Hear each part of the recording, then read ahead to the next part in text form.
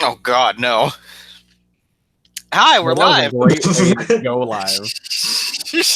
I love doing that. I knew you were gonna try it.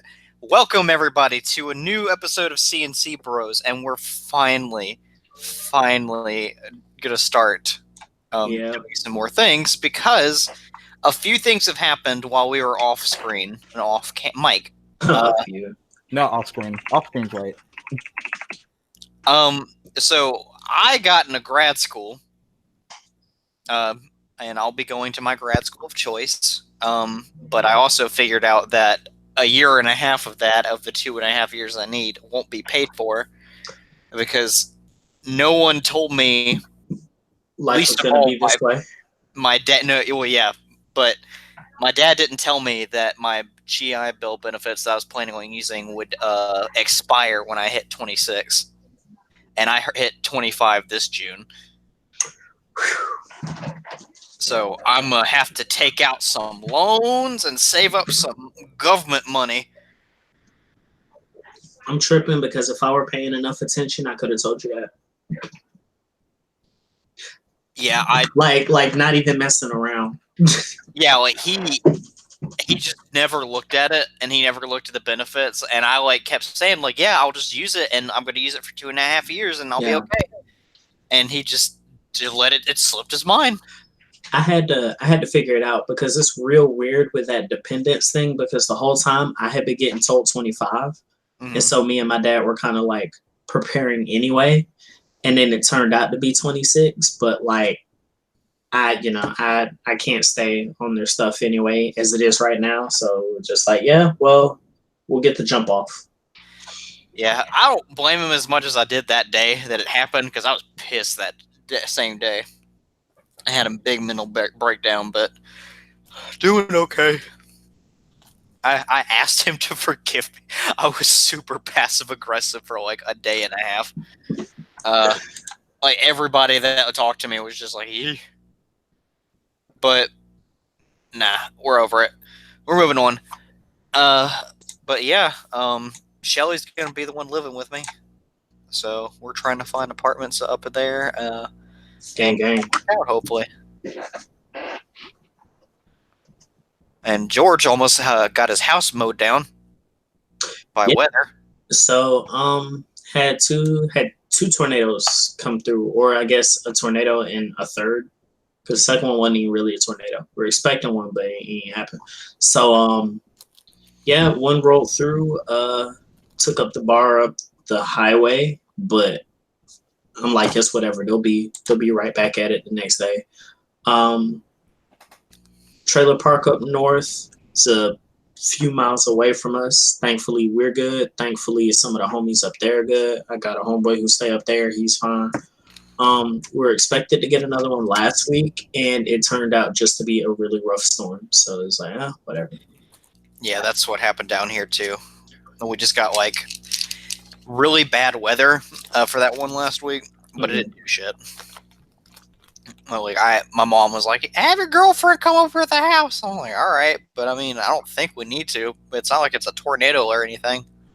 Well, guys, if it makes you feel better, at least I'm the only one in this group who's had their house destroyed by a tornado. And as shitty as it is for me saying this, I hope it stays that way. Wow. I hope that you never experience that, but I also do not wish that on myself or George. Hey, and remember, you got to live with me. They're the ones who follow me. Oh, shit. Boy, you best to get ready. God damn it, Shelly. I get down here one day with you and there's already a tornado. That's pretty good. But no, we just have a bunch of stuff going on. Stuff that's out of our control. Specifically last month, but there's a lot of stuff that happened last month too. So this is just kind of a catch-up stream. We're talking about a bunch of stuff. There's not really a set topic list. We're just kind of spitballing it. Oh, there's topics, but we're not going in order or anything. We're just hitting the bullets. I ran my first shift Sunday night. Nice. As a manager. Felt no different, did it? Huh? I said it felt no different, did it? No, well, I did it overnight, so it was just He was tired as fuck. It was just me and the girl on the grill. Okay. How many people came in? You mean like customers? Yeah.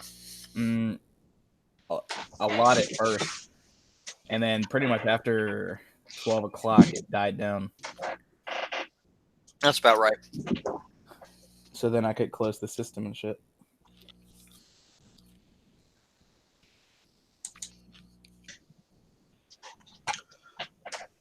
Excuse me. And then when we close the system, we have to do all the orders by hand. Gross. Registers. Ew. Until I bring it back up. I bet that's annoying. It is. But since I was the only one who could do the stuff, the girl on the grill had to do the orders and make the food while I was in the office doing it. Well, I bet you'll appreciate it once that paycheck comes in. That's what it's all about.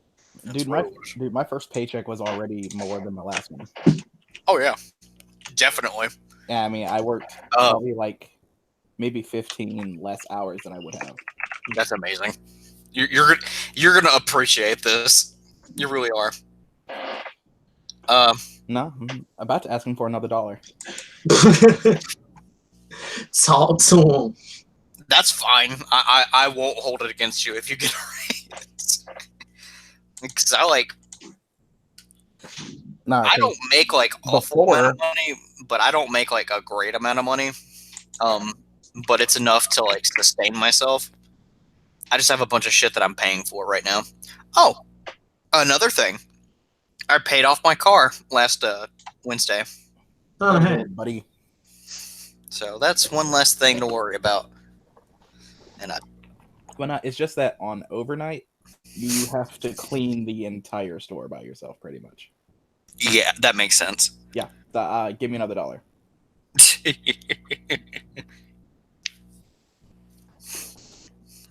What's everybody playing? Okay. Oh, I'm playing 3D Run Race. Before we go into it, I'm sorry, George, I interrupted you. I went to visit Shelly. Be like that.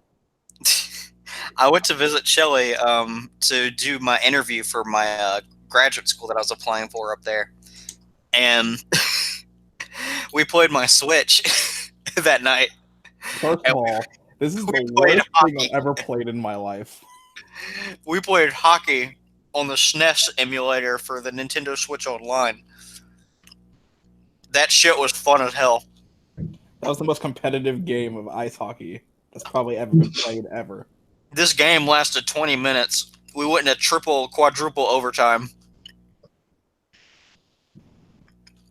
It was disgusting. I think I ended up scoring 17 points? Yeah.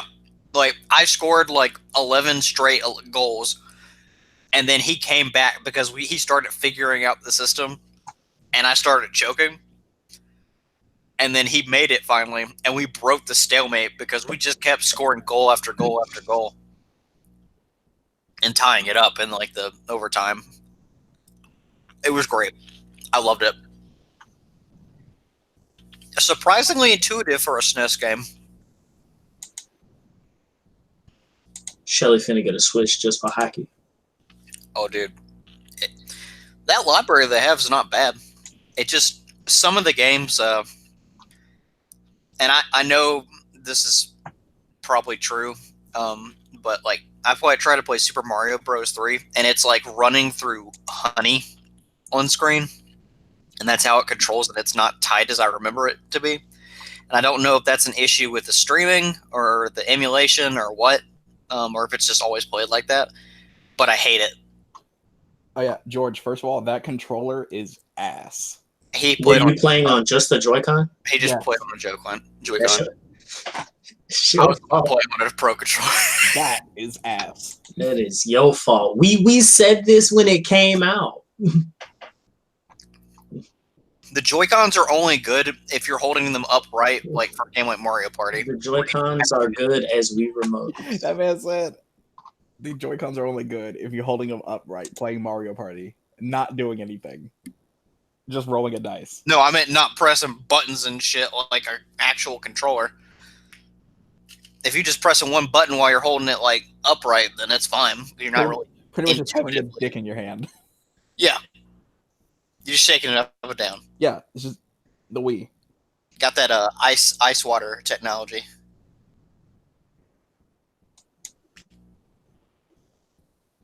Is it sad that that's still my favorite part about that Switch presentation for the Joy-Cons? Bro, I'm telling you, ice water technology, the future, dog. Have they ever used that ever again? Tell me, dog. That's how these Simmering Kagura games be taking off. You know what I'm talking about? Ice water technology for the thirsty. Yeah. But yeah, we had a lot of fun playing on it, and I hope that he likes it when he gets his, because there's plenty of games to play. I'm only playing Pokemon. There's other games you can play on it. I'm only playing Pokemon. Bruh. What other games are gonna play, Brian? Hockey. You can play Hollow Knight. My boy's finna play Pokemon and hockey. You can play Hollow Knight. You can play Tales of Vesperia. You can play. I'm trying to think of a game you'd like. Shit. You just say Shelly was finna play a JRPG? Yeah, it's action based. It's not turn based. You just say Shelly was finna play a JRPG? Yeah, why not? I don't know, Chief. What else is he gonna play? Is he gonna play Doom on the Switch? Why would I play Doom on the Switch when I could play Doom on anything else? That's literally what I was trying to get at, but thank you. Shelly, I doubt you're gonna play Doom from the jump. Exactly. He hates FPS. Shelly don't like demons and he don't like FPS. Mortal Kombat 11? Don't play Mortal Kombat 11. You play Dragon Ball Fighters? Why would I play Dragon Ball Fighters on the Switch when I could play it on anything else?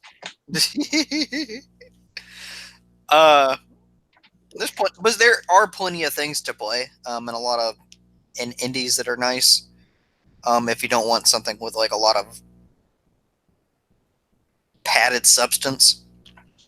Go ahead, ask me about Rocket League. Oh no, I know you're gonna play Rocket League on PS4. That's where all my stuff is. Why would you switch over now? It's exactly.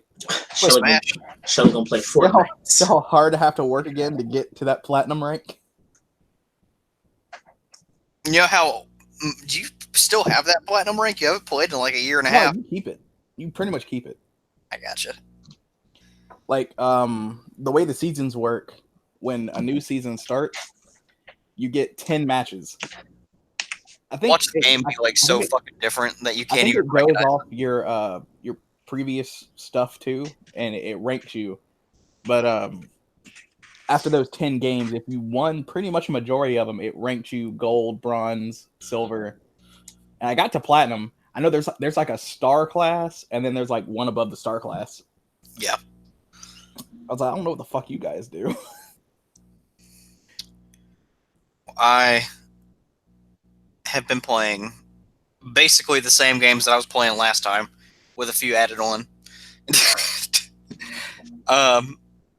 So I have Final Fantasy 7 and 10 on the Switch now. I managed to get my hands on an SD card finally, so that I can keep all my shit at once and buy games digitally now. There you go, buddy. So I don't have to pay GameStop or Amazon. Especially GameStop, though. Glad you're jumping on the bandwagon, buddy. God. But just think about it. You'll have all your stuff when, if your shit gets broken or anything, or something like that, you just have all your shit. Well, I'm super close to beating Final Fantasy 3. I probably have about a good 2 or 3 hours left, depending on how many side quests and how much grinding I do. There's a third Final Fantasy? There's Okay. I don't even want to get in that conversation. I just thought it started at 7. That's how numbers work. But yeah, I've been playing that.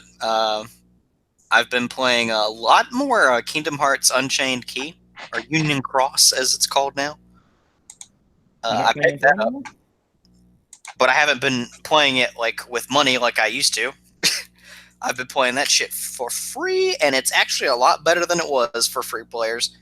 Wait, is that the cell phone game? Yeah. Oh, okay. You're not playing 3 anymore? I'm about to start. That okay. actually was something else I want to talk about. Critical Mode comes out tonight, 10 p.m. for Kingdom Hearts 3, and I will be hopping on that shit. Actually, damn it. Okay, the update's not available yet. I thought maybe, but it wasn't.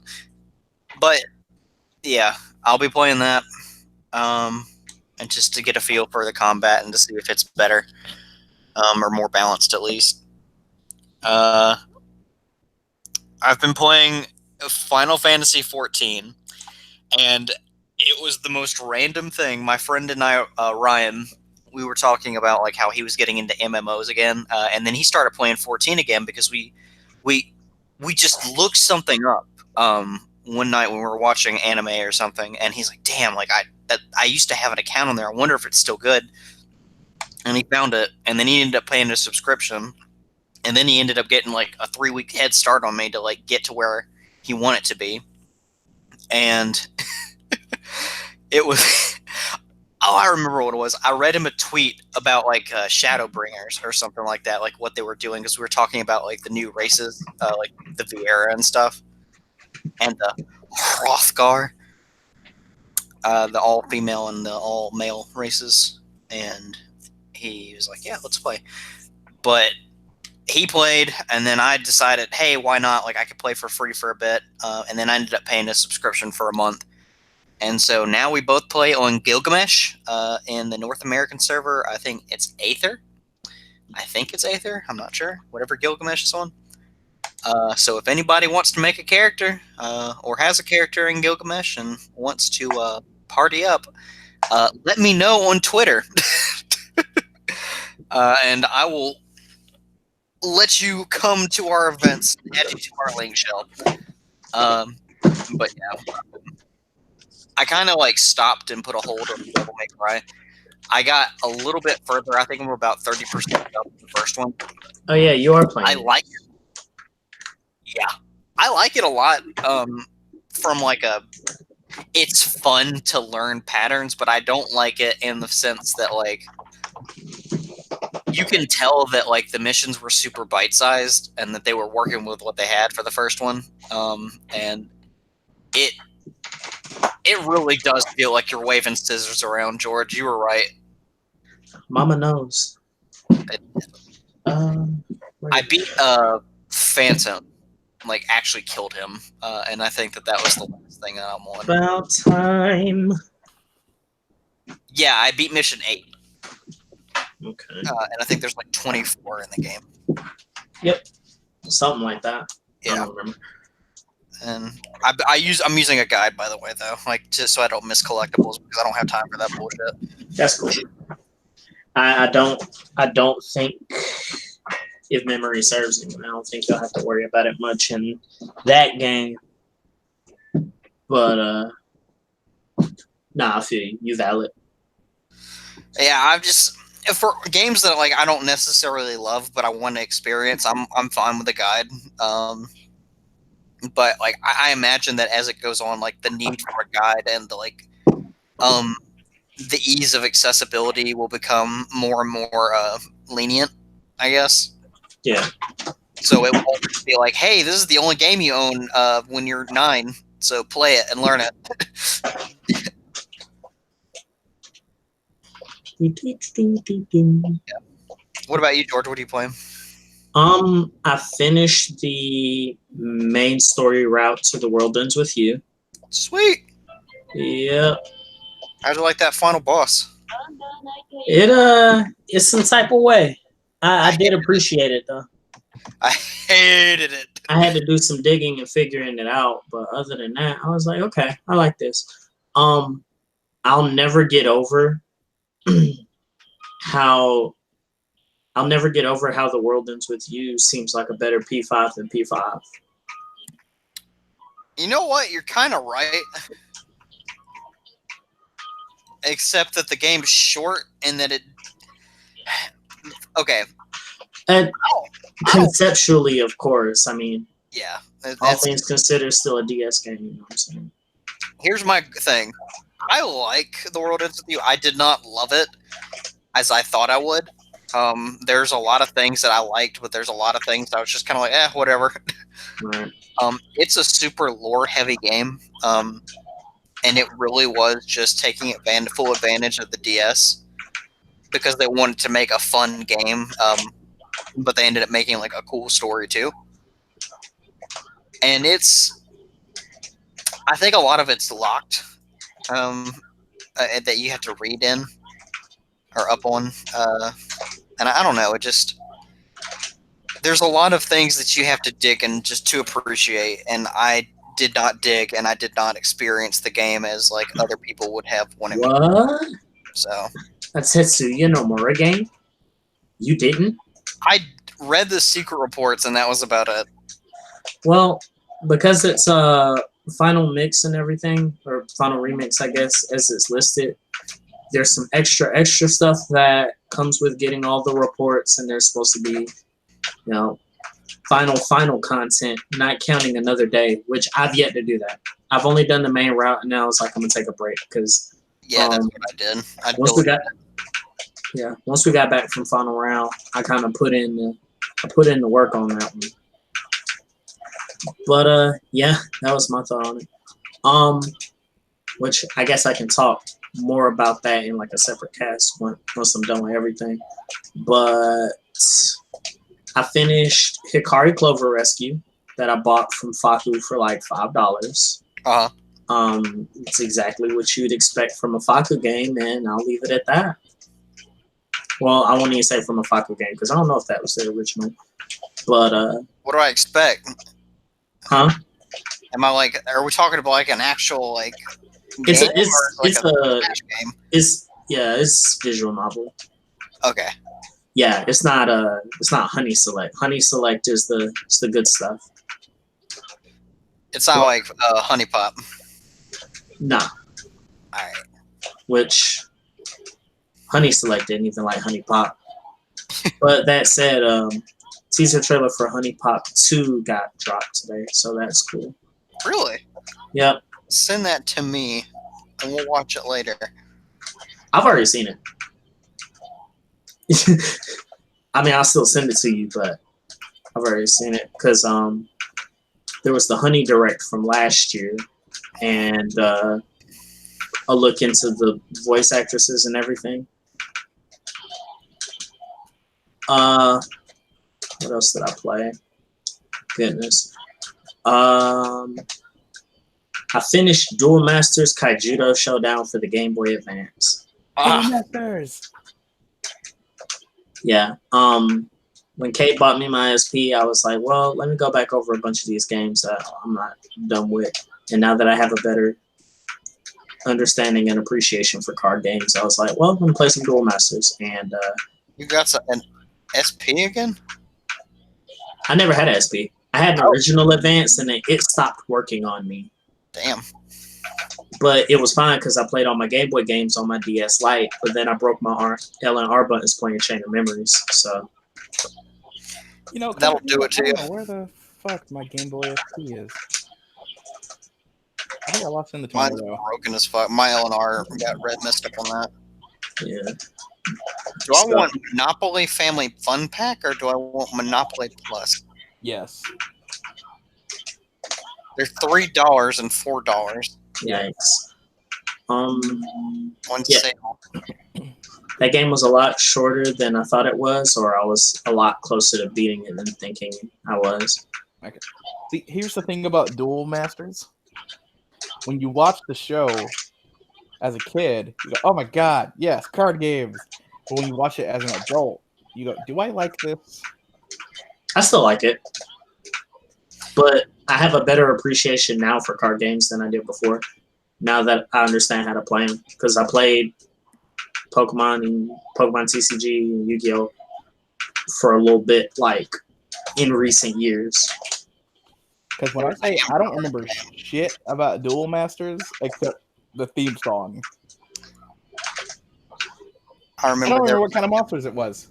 The dub kind of fell to just being a parody of card games. Like, I have no idea if the original was even like that in any regard, but the dub clearly, like, they were just having some fun with it. In the original manga, they were actually playing Magic the Gathering. Like, it's supposed to be anime monster MTG. Is it sad that typing in Duel Masters comes up before Duel Monsters?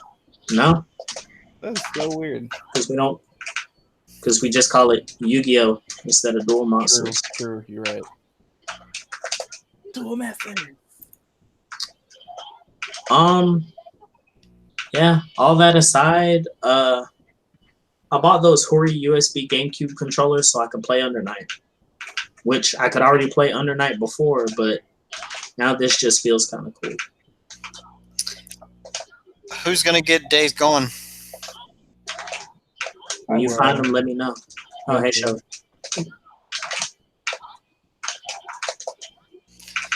I'm waiting on the review scores for that because I don't think it's gonna do too hot. Yeah, it's gonna be like 84. It's gonna be like an 84, 82, 75 or 70. I doubt that low. I don't know. I'm really suspicious. I don't know. They make a big deal about the story, so Think that'll be the thing to keep it. I think that'd be the thing to jump it up to maybe an 80. See, I think the stayer here is going to be the gameplay and the enemy AI complexity. I'm sorry, what? The enemy AI complexity. Oh, AI. I heard enemy eye, so I was like, what? I said enemy AI first. But no, like that was like a thing, is that you had a lot of options, and that like compared to The Last of Us, like you had like this is like bordering on Phantom Pain levels of like approach. It's what I was told to understand, Right. and expect. Wait, what? What? I'm thinking about what you said now. You said this is bordering Phantom Pain. Not a tough game, Brian. I mean, like you have options in approach and combat, and there's a lot more strategy than there was in The Last of Us, where you could technically just melee everything if they didn't have a gun too far away from your head. Okay, all right. I'm looking at cards. Oh yeah, I like the cards. Jesus. He's still stuck on I'm this. still looking at it.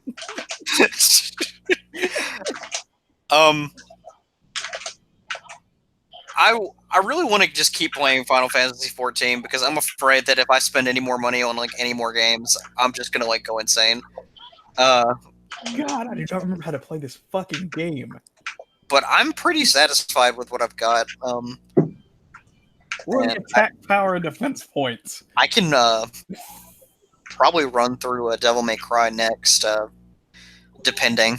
But I'm really working on Tales of Vesperia. I'm so close to beating that. Oh my god! I heard I'm Devil May about to Cry get is not as good as. Huh? I said I heard Devil May Cry is not as good as all the hype was. 5? Yeah. 5 exceeded expectations. 5 is What pretty much expectations? lives up to hype.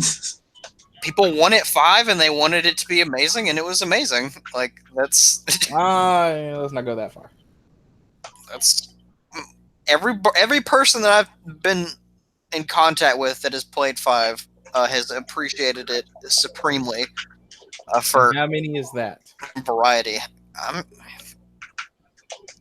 more than 10.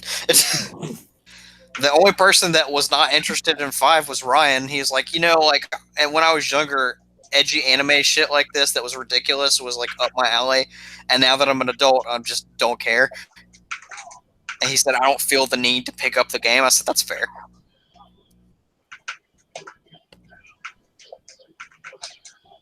But yeah, I'm really playing it for the experience. And if I just end up not liking it, then I don't like it. But I'm going to give them all a fair chance.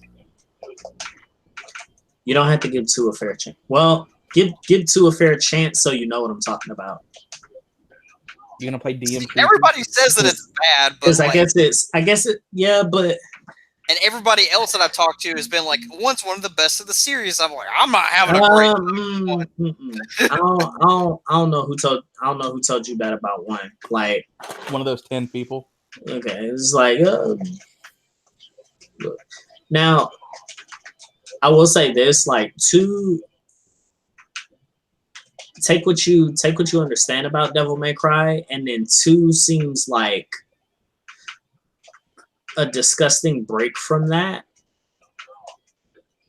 But it was the second one in the series. Yeah, no, it had troubled development.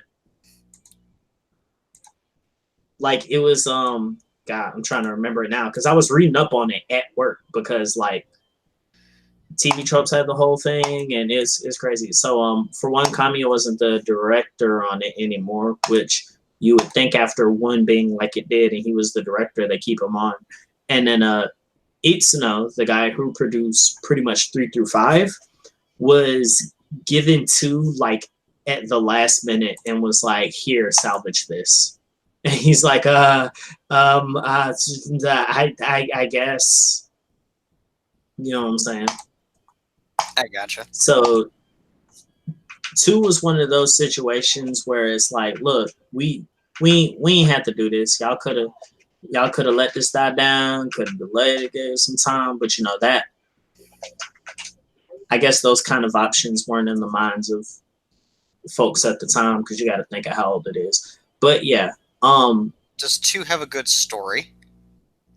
2 has a story. Is that a story?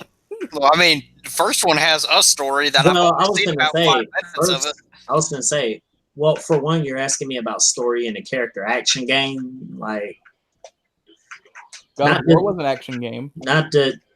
Anyway. In a character action game. I'll specify what I mean by that because now you're finna use semantics to say something back to me. I'm gonna get to that. Remind me. No one said shit. No, I said because he's about to. Because this is how I go when I say something from the show. What about Bayonetta? Huh? What about Bayonetta? Bayonetta has a story. I was gonna say Bayonetta's story exists, but it's like none too. No one gives a shit. That's putting it blunt. That's putting it bluntly. Yeah. What about Bayonetta? So it's like that's putting it bluntly. So as far as Bayonetta is all about playing as Sarah Palin and looking hot. Not necessarily. As far as story within like individual DMC games, we won't go over the overarching lore, but it's like, yeah, 1 has a story, is kind of cut dry, beginning to end, kind of episode of an anime kind of ish. As far as like 2's pretty much the same, but the gameplay and getting from point A to point B kind of doesn't make you as interested. It's like, yeah, okay, this exists, but this doesn't necessitate going through gun juggle the game. But what about 3? Oh yeah, 3's where it's at, dog. You like Kill la Kill? Hell yeah, I like Kill la Kill. All right then, you're gonna like Devil May Cry 3. All right, cool. Gameplay lit, stories lit.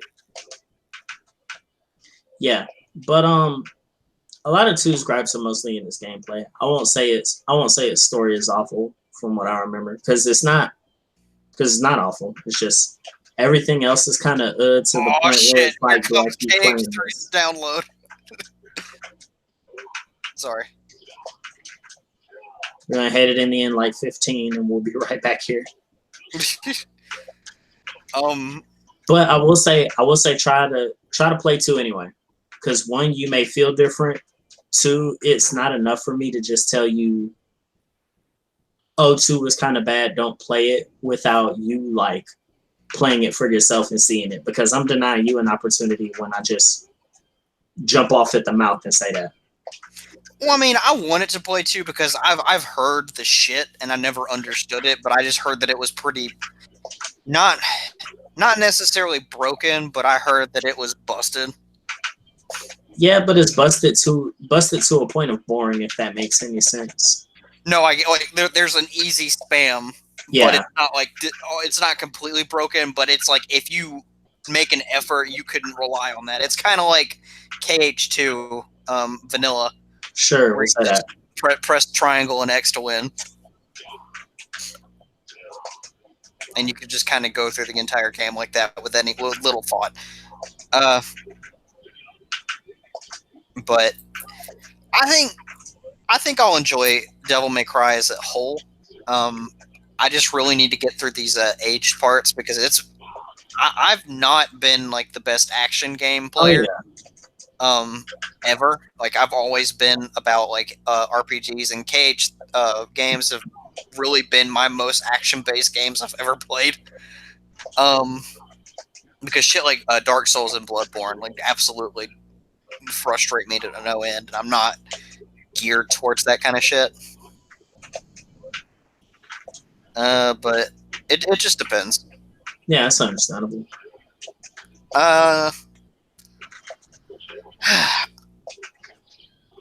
15's done.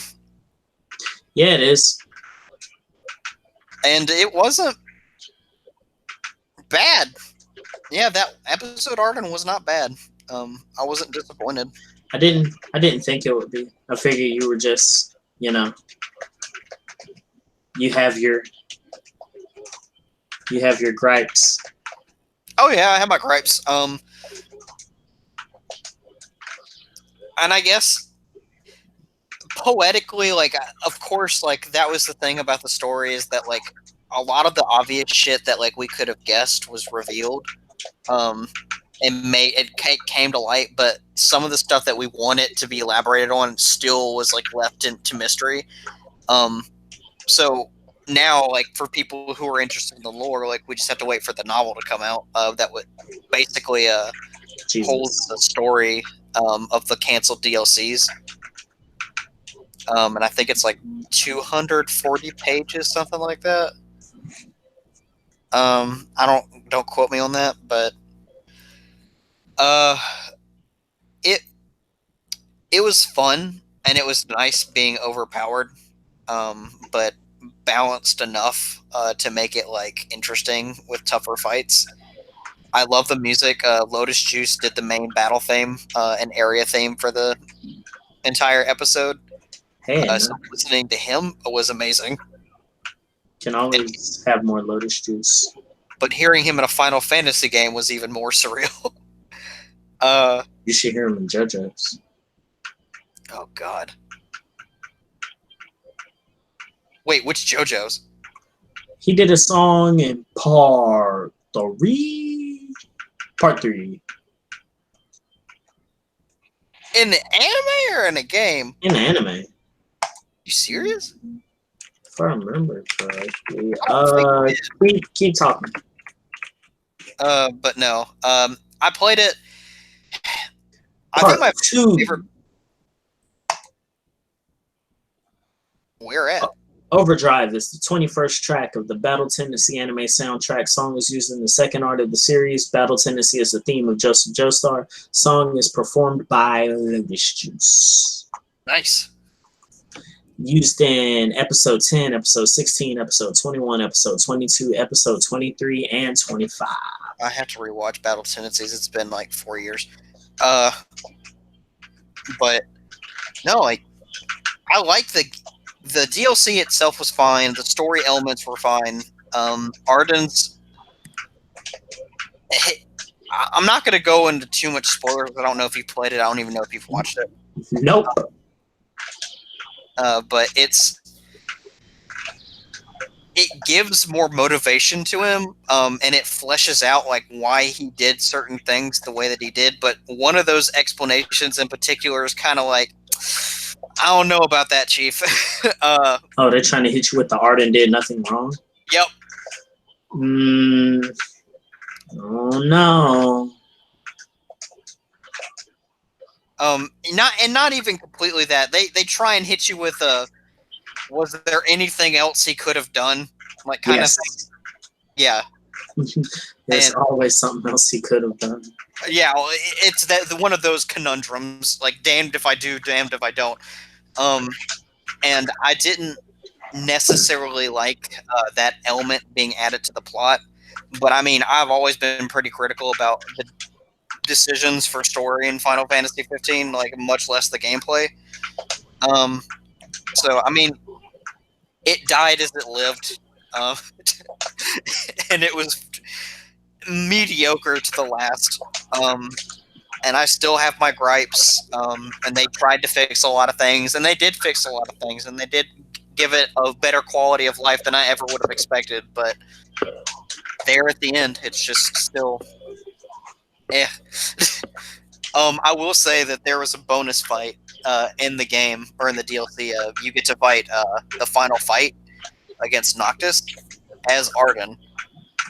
But a quarter of the way through that fight, everyone else joins in. I'm like, dude, first off, it was fun as hell. Like, I'm not gonna lie. Like, I sweat. Wow, you're spoiling fights?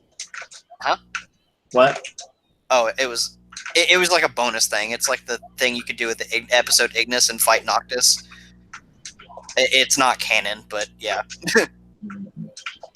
But it was like, okay, cool fight and cool idea, and it was a lot of fun and challenging, but still, why could you do this in this DLC and not in the main game? Like, that's all I wanted, was a better boss fight. Like, that's still my biggest gripe with Final Fantasy 15, is that it's just too damn easy.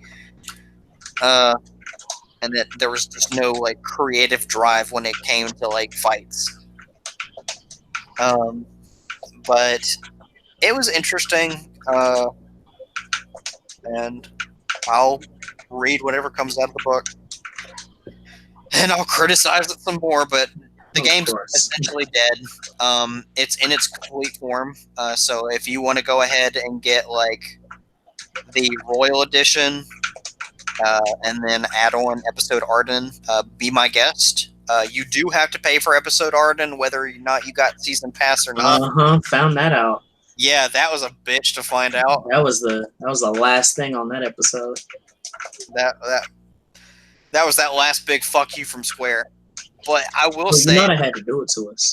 The saddest part of that episode is that they credited the teams that were for the canceled DLC in this episode.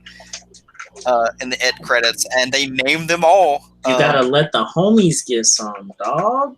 I was like, that's really sweet of them to do that, but also, why would you do that? Rub that salt in. I'm always gonna be salty, but I mean, I got KH3. KH3. Okay, Final Fantasy 15 walks, so KH3 could run. And to me, KH3 still has its problems, but it's such a good game on delivering what it promised. I just don't care. It's almost like another game had to die for it. Versus 13. Yep. Never forget. Never surrender. I'll see you soon, Yozora. Yeah. I want to talk about Nintendo. And okay, but before you do, you catch that Best Buy Direct? Yeah. What? Let's run through it real quick. Rapid fire. Got Link to the Past, relatively confirmed. Which I guess so people don't get crisscrossed and mistaken. Is that going to be? Let me read the chat. Okay, Ethan's in the chat. What's good? Okay. Link's Awakening was the one that got shown at the most recent Direct. So that's why Link to the Past was freaking people out for like showing up in the listings because this wasn't stated. And which is weird because you'd think that this would be like, oh, hey, shit. Well, maybe it's something for later. Ain't no telling. 1 sec. Yep.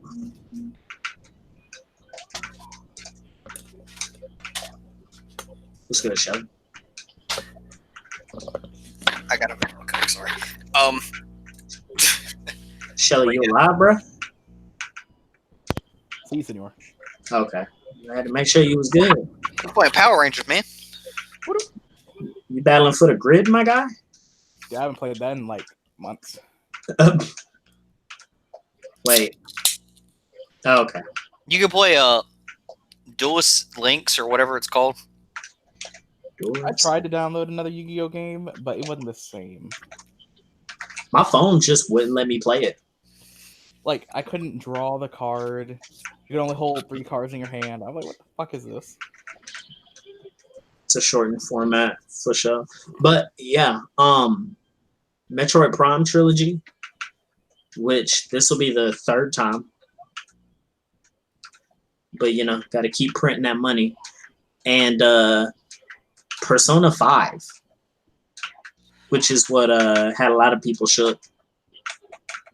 So it is actually confirmed to be like the base game. Best Buy just had Persona 5 listed.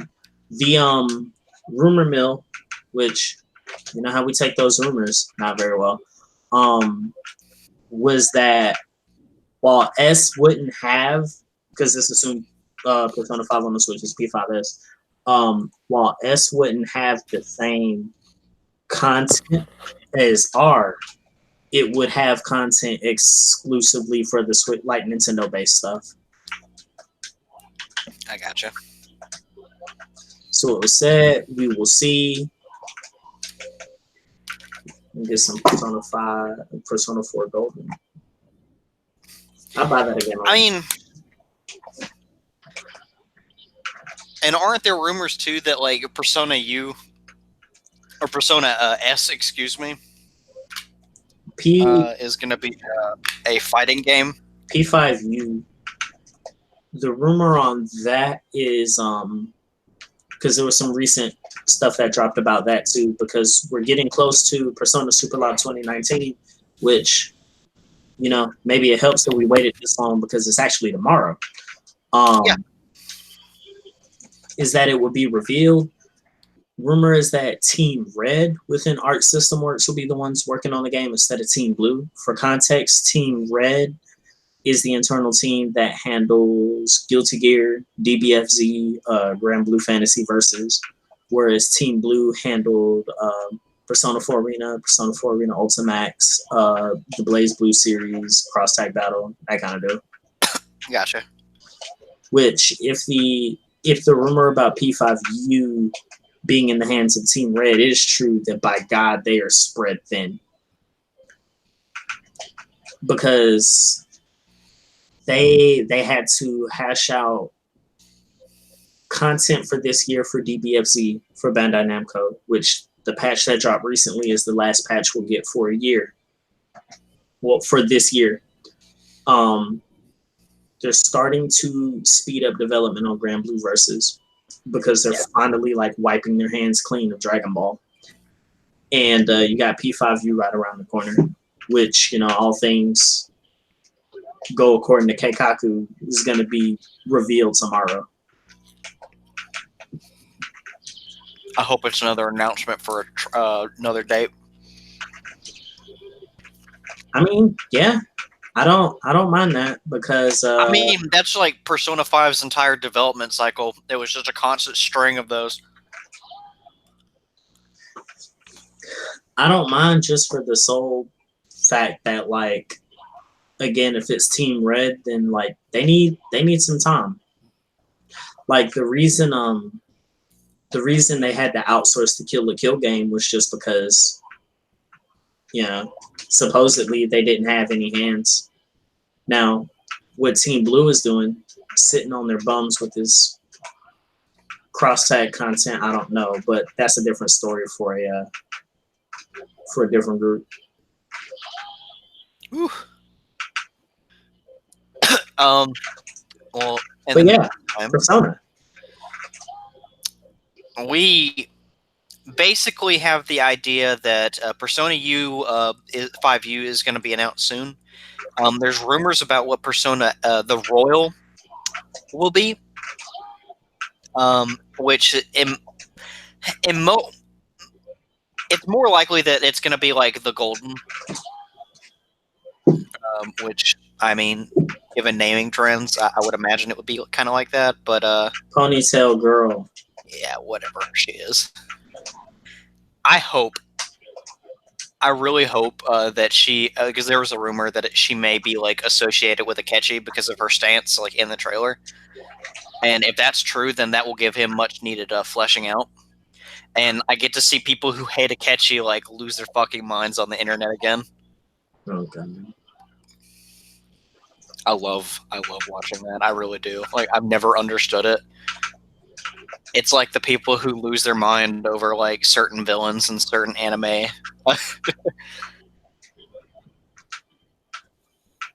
You're talking about Griffith, aren't you? Jesus Christ. I love it. I love hearing what people are just like, I can never forgive him. He's awful. He's the worst villain ever. Oh, he's a great villain. Like he's an awful human being. He's not even a human being anymore. That's how awful he is at it. Griffith did everything wrong. Exactly. And you watched. How does that make you feel? Yikes.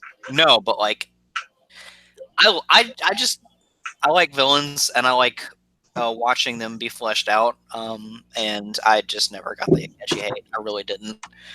But I really would love to see like another scenario that involves him. And I love the whole cat and mouse aspect of Persona 5. Like that was one of the things that kept the story fresh and exciting. Because it was always like a game of cat and mouse.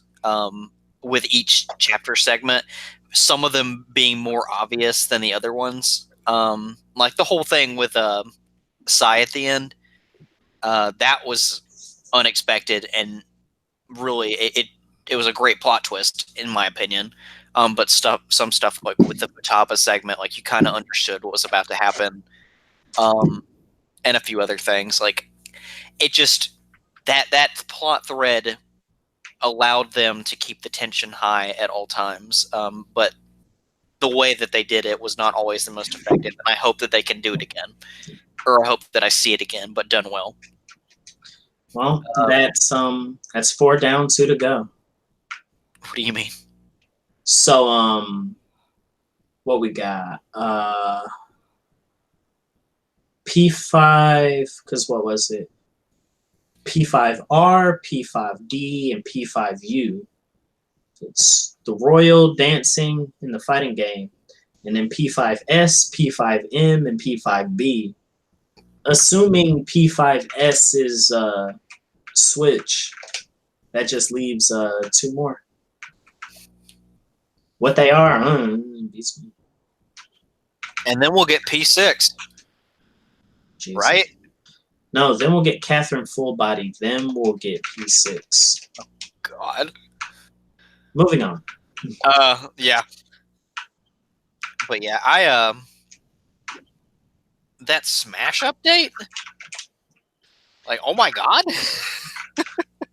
Yeah, that's a lot of content. That was a lot of Persona related content. Let me redact. So for those of you that are living under a rock, the Smash 5 or Smash 5, God, Smash Ultimate Character Pack 1 came out that has Joker as a playable character, and with it came the 3.0 patch, which brought with it Joker as a character, a handful of nerfs and buffs. Some of which were great, some of which weren't so good. You two got swole, bruh. But projectiles got like debuffed to hell and back. Projectiles on shield got nerfed. The amount of shield pressure they deal is different. They also changed some mechanics to parrying. They wanna provide some ease of access to playing defensively in the game. I can only assume that's the reasoning. Don't quote me. Olimar apparently is still busted for tournaments. And who did they give a super big buff to? It wasn't Diddy. Was it Diddy? I can't think of Diddy having gotten any.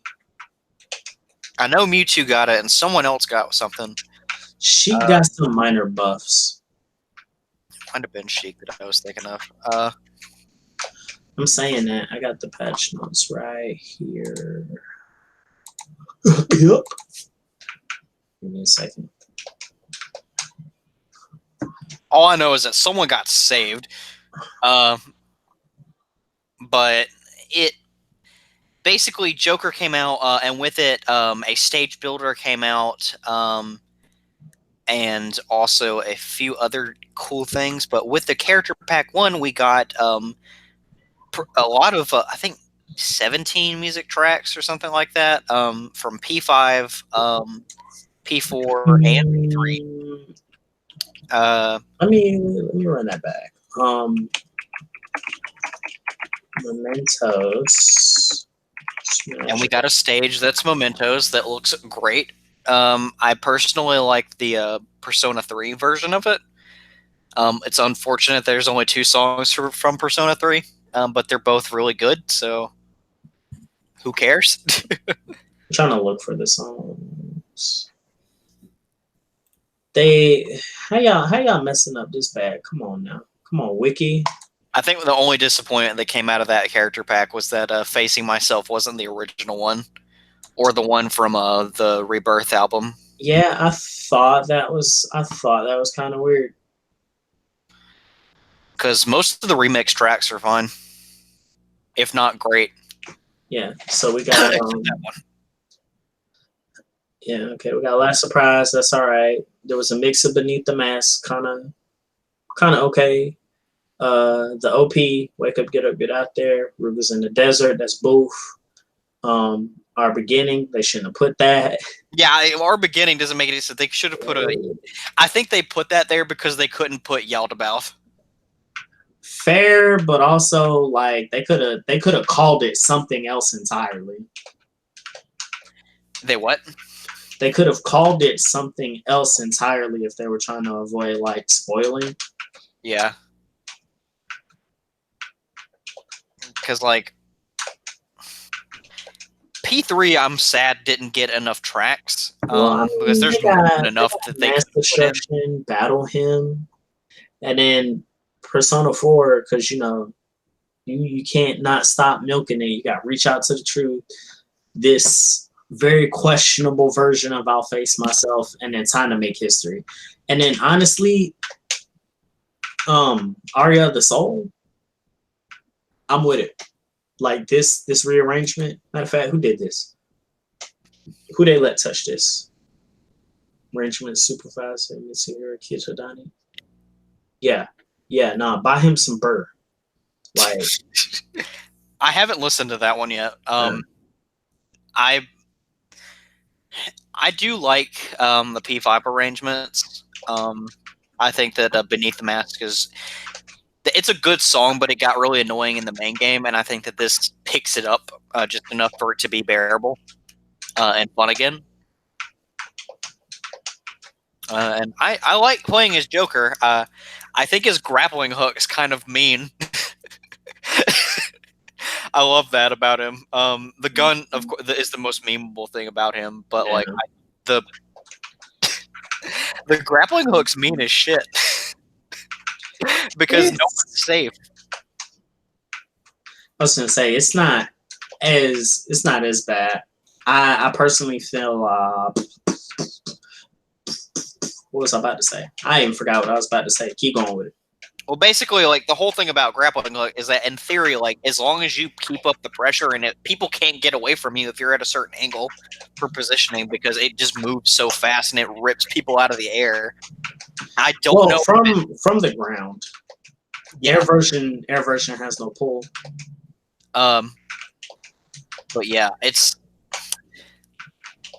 I don't know like what the frames look like with it with dodge, and how soon you can get out of someone out of a dodge or something like that, depending on a bunch of different stuff. Yeah. But in theory, it has the potential to be the most mean thing that you could do. I have seen a bunch of people though like lay on the pressure like aerially with gun.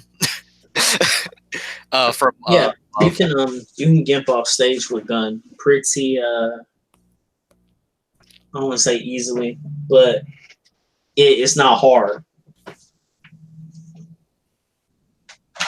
Especially if it's boosted gun with arson. Yeah.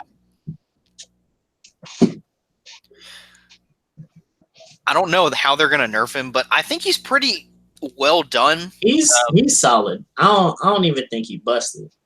No, I don't think he's busted. I just think that if they do anything, they'll probably do something with gun and nothing else. Because people were like, "Why is?" They were making about like, "Why is his limit his counter and his counter is limit?"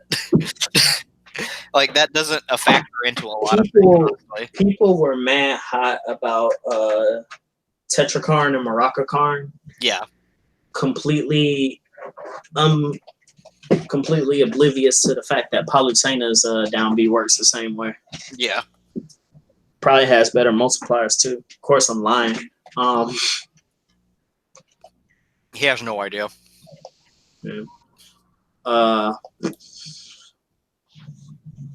Yeah, one got frame data yet. Kuragane Hammer's trying to work on it, but they, in addition to taking some care into like even making Joker, he sure is coded some type of way. And he's got all the little polishes and bells and whistles because Sakurai loves P5. So yeah, out here trying to figure it out. But yeah. It was a cool update, and Stage Creator's not bad. Like I've seen some fun looking ones, and you could do a lot with it. Like whether you want to be silly or just creative in terms of like how you want your game and your match to go. People out here being dumb with it. Oh yeah, I've seen the pictures. My favorite one was the one with Aqua from Konosuba, and it's just her. It's like a part of the stage gyrating, and it's her ass. Because it's something that she did in the anime to taunt someone, and it's just the smug face, and the stage moves in a circle. I thought that was funny. Is he built for fun or for glory? Wouldn't be able to tell you, Ethan. But people are being stupid with it, and there's some controversy with Nintendo and political statements and stuff like that. But they took down the trans rights flag. And people got really mad about that, and they said that it's because it's a political statement, and then that has not been resolved as of this podcast. So I don't know what they'll do. Gonna need to fix that up. Yeah, gonna have to talk about it someday. But so they're gonna have to be like, look, y'all, our bad. Kind of like what Kotaku UK did. Oh, we going into that? I mean, not like in depth. It's just. Because honestly, I don't think it's that awful. I just think it's a cautionary tale to people in general about like think before you write. Yeah. Or send that text. Ladies and gentlemen, when you're angry at someone, as we all have been, you'll feel that impulse to say something really nasty, to get under their skin, to hurt them the way that you feel slighted. And to get even. And sometimes, there's a time and place for that, but it needs to be well thought out, and it needs to be done intelligently, and not necessarily respectfully, but with due consideration. Think before you clap the gun, fam. Yeah. That's all. But in this case... and I'm a writer for Kotaku in the UK. They decided that they were going to play Smash with the new Joker content. And when they listened to Wake Up, Get Out There, they thought that they heard the R word. And I'm not going to say it on stream because I fucking hate that word personally. But it being a disability slur that they thought it was, they got very upset. The word is from Kotaku, like this is in the article, that they reached out to Atlas and I think Nintendo too for comment. But before they received a response, they went ahead and wrote the article, and it passed the editor, and it got published out into the ether. And they said that basically they said the slur, and what happened was that they did in fact mishear the lyrics because it's in English. Because it's in English, and which, to be fair, if it was on a P5 track, and that wasn't to sound any kind of way, because Lin Inayazumi has probably like the clearest English thus far in Persona vocals. But I mean, sure? you know, it's still, huh? I'd say Lotus Juice.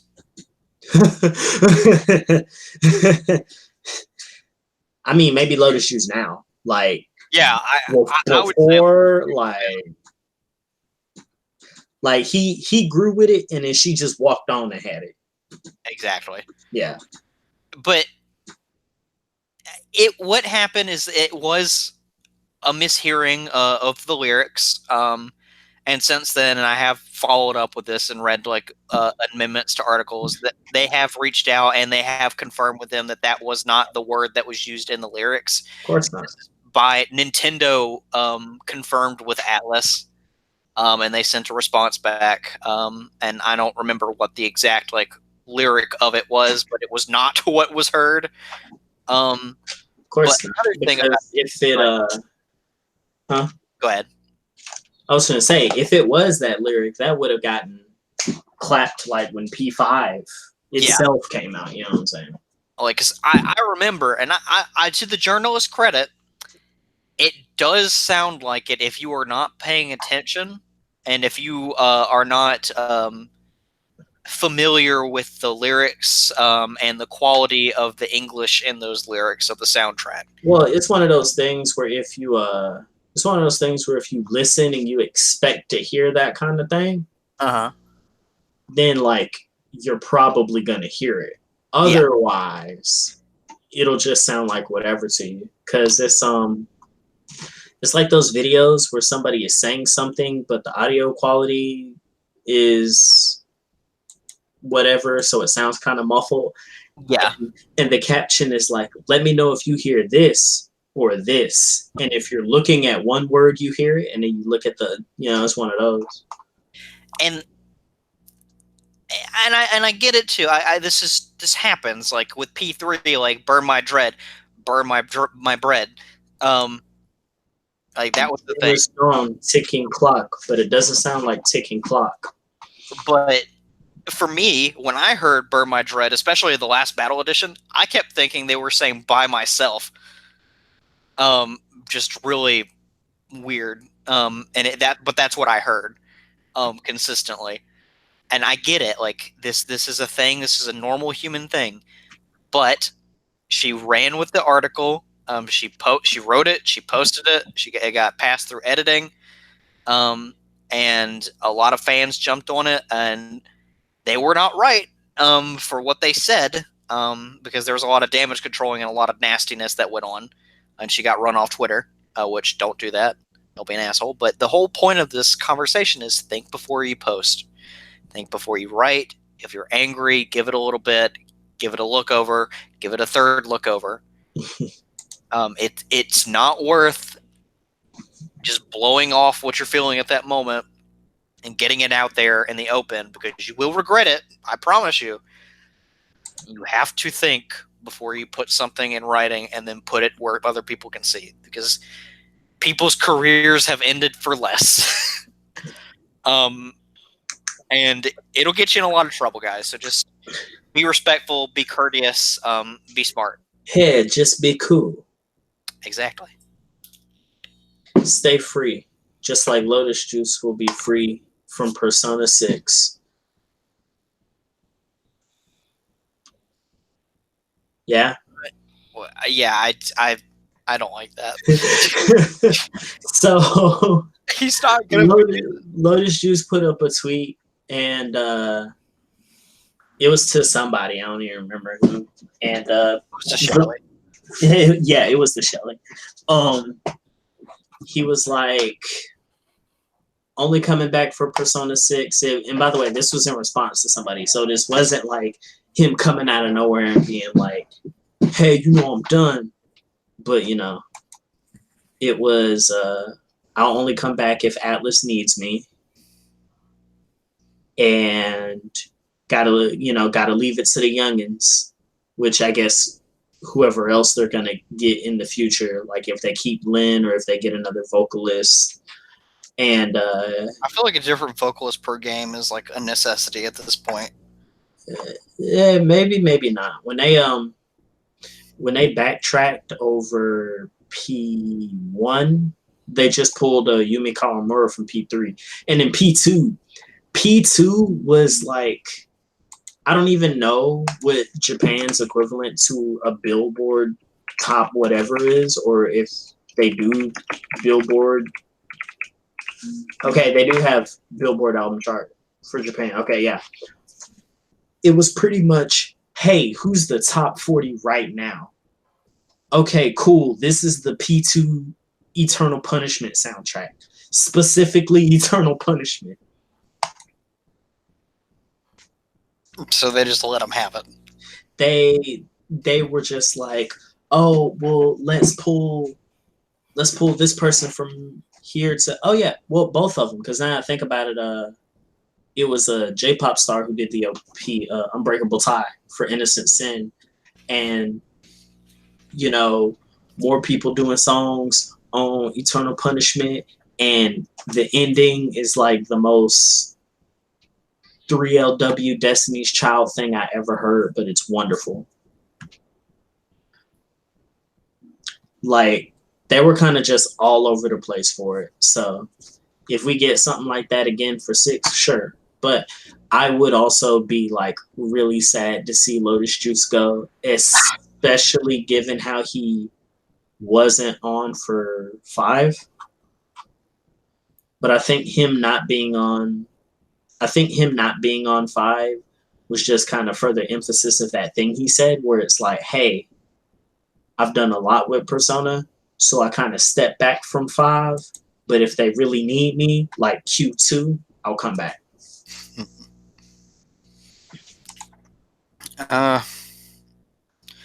Shelly, got anything you want to say? You've been quiet for a while.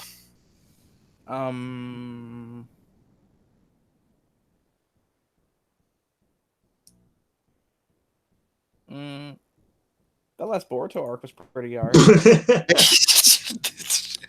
Why am I not surprised? Oh, that chapter was great though.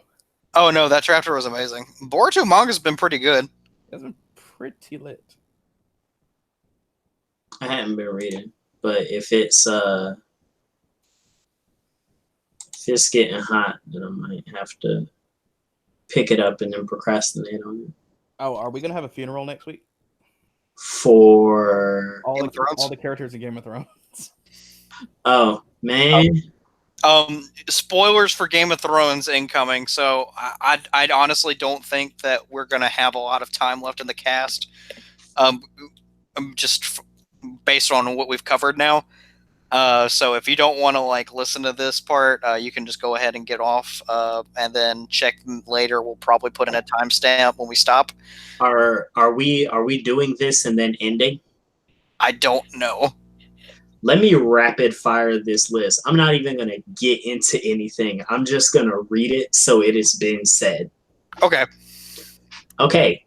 Disney owns everything, and it's a little bit terrifying. Had a dramatic reading for that, which was basically one of the longest Twitter threads I'd ever seen of Disney being like, check this out on Disney Plus, check this out on Disney Plus, followed by a very eerie display of, hey, now you can watch Simpsons on Disney Plus. It was kind of messed up.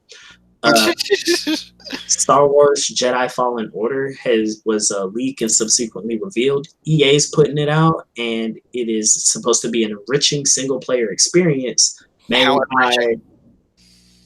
Well, Did the they thing mean that enraging instead?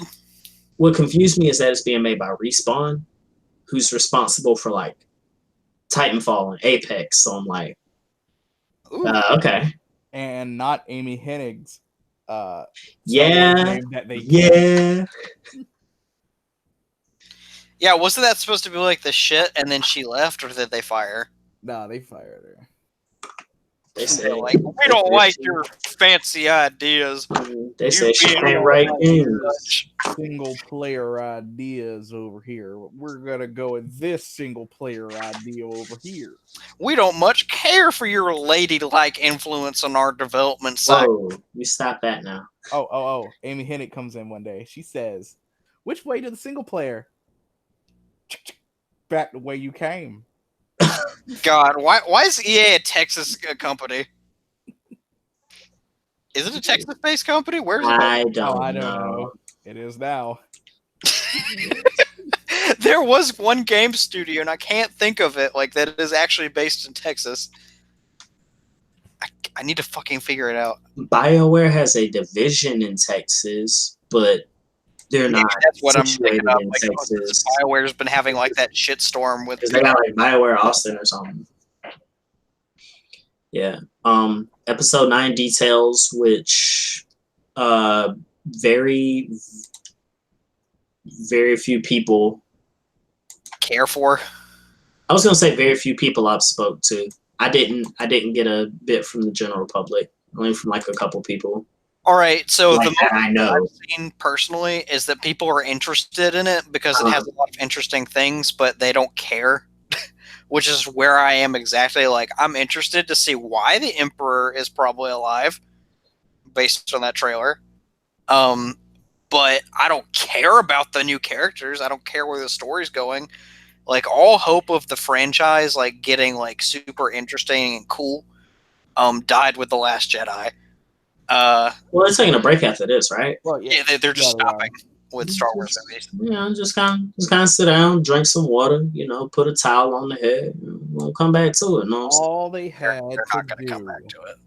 was make a Obi-Wan Kenobi movie. All they had to do. That's really all they had to do. boy, you gonna get your Gambino and Solo, and you gonna be happy. That's what they said. It's Solo bombed. Yeah, it did. Wasn't it like the first critically commercial failure for a Star Wars movie ever? Yeah. I legitimately don't know. Like, Rogue One did well. It wasn't a great movie, but it did. That was a movie. Huh? I forgot Rogue One was a movie. Yeah, it was. I never watched it. I am. Okay, Molly said it was in the chat. There we go. Appreciate it. Yeah, I am far flung from the series at this point, just solely off of the meme that I haven't seen anything yet. Star Wars is a hell of a lot more interesting when there are Jedi, but it's not the Skywalkers. Yeah, that I will say that about. I don't like being forced into this Skywalker plot line. It's like wrestling with this Roman Reigns shit. See, that sounds like a really weird Venn diagram. And I'm kind of seeing it now. It's like, yeah, when there are Jedis, but then like you got Jedis over here, you got Skywalkers over here, and in the middle is like this long list of, you know, almost everything. I mean, they've written themselves into a corner because the Skywalkers are the only ones who can pretty much be Jedi now. Well, here's my thing. Star Wars has always been its best when it's like appreciated the space and the alien environments, and it's only sucked on its own lore's dick a tiny bit. With this new trilogy, the supplementary material. Well, the problem with the trilogy now is that like it's so reliant on like the legacy lore of like the movies that came before that you barely would have a movie or a plot without them, because all of the twists and all of the intrigue and everything comes from legacy lore and like pre-established things to keep the audience interested. Come up with new things. Disney said you gonna make this Marvel off-season money. And No, even when Disney you come said, up with "You're gonna things, give me milk." still the Why, old damn shit. it! Why, damn it! I'm gonna start saying that. That's so stupid. Nah, don't say that, please. But Solo is also the lowest grossing Disney series movie. Breach. How much did it Jesus. make? Oh god, it had to be like 50 million. What was this Rotten Or less. Tomato score? Overall, though, Clone Wars was the lowest grossing film. Yeah, that makes sense. I never gotten through that movie. I barely can. I'm almost through it. But yeah, I kind of want to stay on Star Wars for just a second. Oh, okay. Everything that was Solo got us interesting 70 on Rotten Tomatoes. about the new trilogy was the intrigue behind its original characters and what directions they took and how they were developed. They've shat on them so much, specifically Rey and Kylo Ren, like the two centerpieces. Like their inconsistencies are so like ridiculous that. Well, I mean, maybe if The Force Awakens wasn't A New Hope, it would have helped. I don't even think Force Awakens was a fine movie. The Last Jedi is the one that like, took the plot threads and made them like really stupid. Doesn't change the fact that it's not A New Hope. I'm honestly like okay with the Last Jedi, not the Last Jedi. With the Force Awakens, like that was a good movie to start a new series on. You know what else was a good movie? What? A New Hope. Yeah, that's fine. I get where you're coming from, Shelley. That's not the issue though. It is a part of the issue with the I'm talking about like them relying too heavily on legacy lore, but that was the perfect entry point. Let's say that Game of Thrones ends and everything was great, and then they say, "Hey, we're gonna make a new Game of Thrones show," and the first thing they do is do episode 1 of Game of Thrones all over again, but with new characters. Now you know people would eat that shit up. Oh yeah, they totally would. But I'm just saying, what if they did? Then like people continuation would eat that shit up. It would last 2 seasons, and then that would be it. They said we're gonna take a break. We didn't think this through. We had no plan. It's like now that we're in the last season, like people that are like, "Hey, give us like the what was it with Robert and the Targaryen rule? Like what was it called? The rebellion, Robert's rebellion." Yeah, like people are saying, "Give us that. Give us a short series on that. Give us that." Like I don't want to go back to that. That would be awesome to have. Yeah, there's a lot of like side shit they could definitely. I don't want to go back to that shit after I see the end. Like I don't care. Like that would have been cool in the middle of the series, not after it's ended. No, because then it would drag out the modern story. That's the point, though. No, because then people would jump off. It'd be like I'm not saying like that. Like you give them the content and to give them context. Don't dwell on it and make it a season long. Make it a 5-episode thing. No, and that's it. That would have been fine. No, people would jump off. Nah, man. Flashbacks happen all the time, dude. I got the meanest smile on my face. I'm telling you, people would jump off. No. People don't jump off Naruto, man. They could do a series on Robert's Rebellion. They could do a series on the Targaryens conquering everything.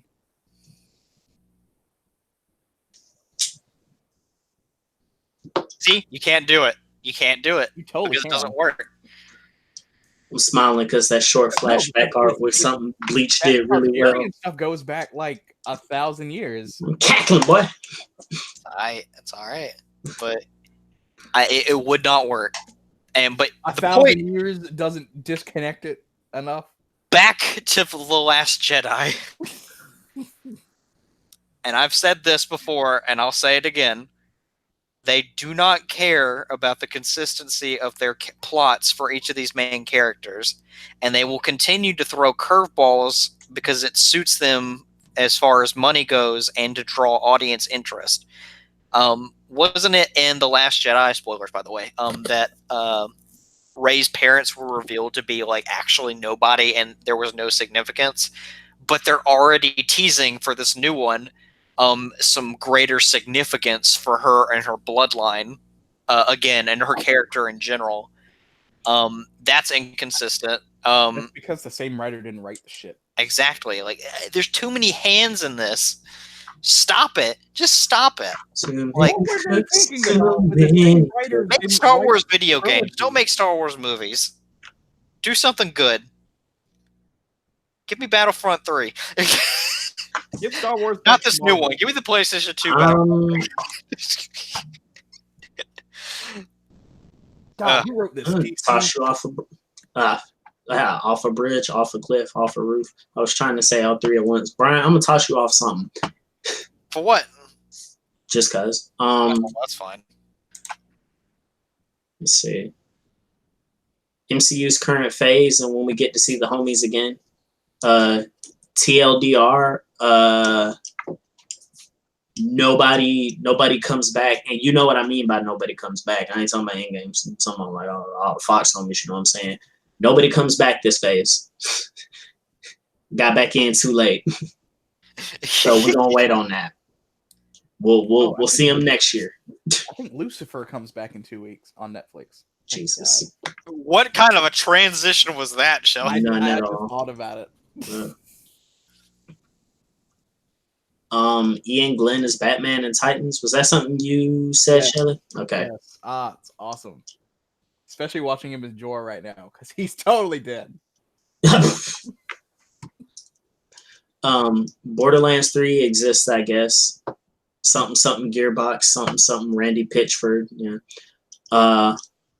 Labo VR, God Eater 3 coming to Switch, Octopath and Yakuza Kiwami 2 coming to PC. Woo! PSN name changes, and the fact that even in its full release, it still causes some problems for your DLC and save data. For some titles, though. Yeah, there's a list online. The most egregious one that I thought was Everybody's Golf. That game that got really good reviews and only came out like 8 months ago. Everybody's Golf out there with it. I think from memory, the only fighting game, like when Nick and I looked, that we saw on the list was like, It's Storm. Jesus Christ, no. I think it was MVCI. I gotcha. And very few people are playing that anymore, so it's like, oh, okay. Whatever. Are you gonna change your name, Brian? No. Come on. Yeah, he is. Someone already has Fire Knight 251, and you can't steal old people's names. Yeah, but you could change it, get a new one, steal that from somebody else, and then revert back, just keeping someone from getting that one. That's incredibly petty and time wasting. And time wasting. Dude, white privilege. I don't have that. I totally have that. Lie on here again. I totally have that. I can't even deny that. I don't have a lot though. Because I'm poor. There we go. Live action Bebop cast and live action Akira still exists. Oh Lord.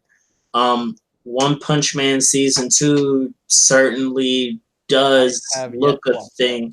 It's also say Molly in the chat, she noticed, couldn't get through the first episode. Oh God, what happened? The change in studio, it's obvious. Like, it's obvious to a point where it kind of hurts. Like Oh, shit. I didn't want to be that dude, but like it's a vast difference. Well, what's obvious about it? Because I don't really plan on watching it. There's not a significant amount of movement, like where everything was just kind of fleshed out, like down to the fights, the conversation, just everything was kind of fleshed out when Madhouse did it. Mhm. JC staff, it really looks like a wow. Maybe we couldn't pay. It's Maybe we couldn't pay Madhouse, so we need to make some cuts to the budget. So let's get JC staff. And don't get me wrong, it's not bad. It doesn't suit OPM, and there's already like this huge grandiose vision of, I guess, what it quote unquote should look like based on what Madhouse has already given us. It is a significant drop to the point where like even the fights, it doesn't even look like they tried to, drop a little bit of coin on the fights. I mean, that's not fair. You can't blame JC's staff. I can't. I Follow can't. up Madhouse. Can I interrupt for a second? No, That's like like giving JC's staff Fate Stay Night. I don't think. yeah. I mean, yeah. Like I don't want to blame them or be mad for them because like I read their list. They do a lot of other work, some of which was pretty good for what it was. Yeah, what else do they do? But I always see their names in there, but I never remember anime that they do. While you're continuing this, I want to tell you something real quick that I just saw no. in regards to KH3 and Critical. Someone put out Nomura fired the first shot with a tutorial dark side that could kill Sora in 2 hits. This is now a lawless land. Good. Fuck. Good. Die in the tutorial. Take some of that game journalism. I don't give a fuck.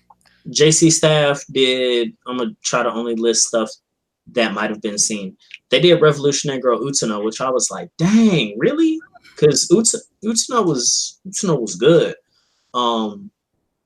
Apparently there was an anime for Parappa the Rapper, which they co-produced with Production IG. So there's a lot of backup on that. They did Ikitos and Battle Vixens. Oh? Yeah. See, and that's what I'm saying. Like, they got some good stuff, so I feel bad for like not wanting to continue this venture just because of the comparison.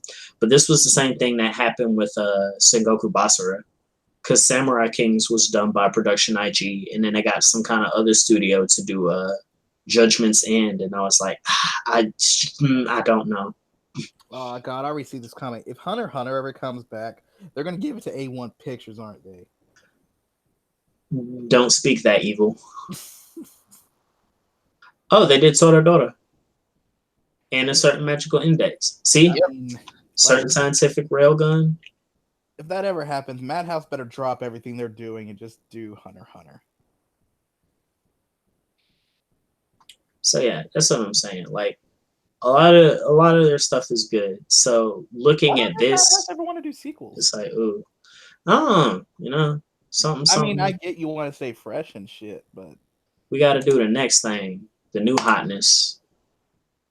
I mean, sure, you can do the next hotness. You can have your little side projects and shit, but when your Golden Goose comes back in One Punch Man, you can do. See, they did the opening animation for some video games too. They did Langrisser 3, Guilty Gear X, and Mega Man ZX Advent. So I'm like, I know they don't. Madhouse in trouble anyway. They don't suck. Madhouse in trouble for what? I think like 300 employees came out and said they were being overworked and shit, didn't they? Oh wow, the anime industry. Yeah. No, not to trivialize that though. It's a thing. I read that a few days ago. It is a thing. It is a real thing that happens in the industry. Yeah, April 10th, Madhouse production assistant hospitalized for overwork. April 9th, Madhouse Anime Studio reportedly has poor working conditions. How did I miss this? See, you want to know why this is coming out now? Because they don't have any Hunter x Hunter or any One Punch Man. Oh my god. Smooth it over with. You saying they got free time now? And everything just falls through the cracks. Nobody, everyone's like, "What are you doing? How you working them this hard, but you ain't got nothing to show for it?" That's crazy. Yeah, they're doing After Lost and Ace of Diamond Act 2. Yeah, that's crazy. I'm glad they're out about it. Although, if Madhouse wanted to do, a remastered version of Yu Yu Hakusho, just saying, if you wanted to, overwork those motherfuckers. No. No. Safe work conditions. Safe for work. I mean, I'll turn a blind eye. Jesus. You son of a bitch. I said that they got 70 employees. There's no way that they only got 70 employees. That's probably overworked.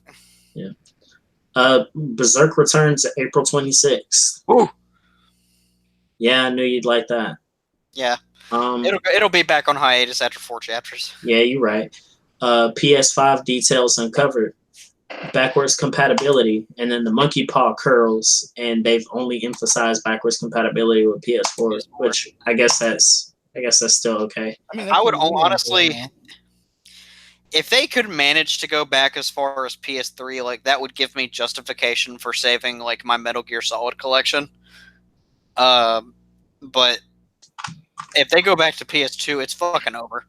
You wildin' because Konami's just gonna re-release that collection again on the PS5 so they can get that sweet dollar. If they go back all the way to PS2, because Kojima's name's all over that, and so is the Fox Diceps.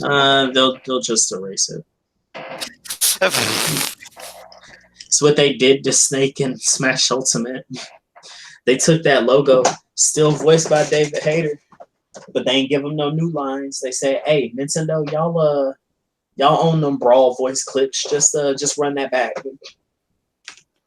If they go all the way back to PS2, the first thing I'm getting is Naruto Ultimate Ninja 3. That's a good pick. I love that one. I'm getting Harry Potter World Cup.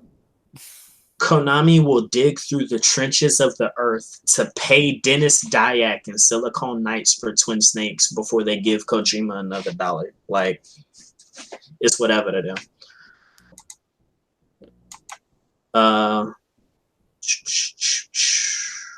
Let's see. Those PS5, Capcom releases plug and play arcade board only for more than it would cost just to have all the games on Fightcade or even a console. Yeah. Yeah. It's no good as anything other than like maybe a wall piece. Hang it up on the wall or something. Like it's got games on it, but Fightcade exists. Don't worry about it. Yeah. The Xbox One SAD. Yeah, which is the Xbox One S all digital. How is it more expensive than the one with the disc drive in it? I forgot. What's the price on this one? It's new. It's $250. $250? You can find a regular Xbox One S for like $200. They're like it's got 3 games in it, but all those games are on Games Pass for $1.